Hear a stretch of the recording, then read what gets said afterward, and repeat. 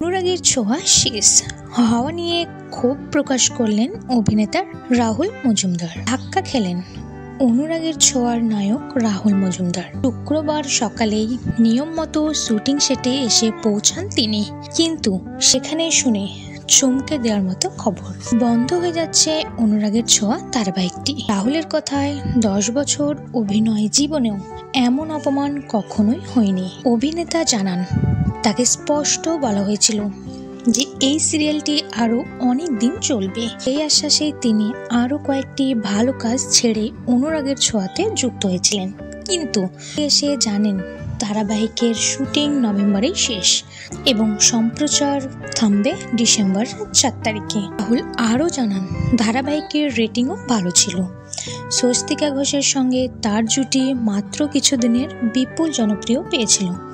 সাম্প্রতিক টেলি সম্মাননায় পুরস্কারও পেয়েছেন জুটি। এরপরও কেউ তাদের স্পষ্ট করে জানাননি কেন বন্ধ করা হচ্ছে ধারাবাহিকটি।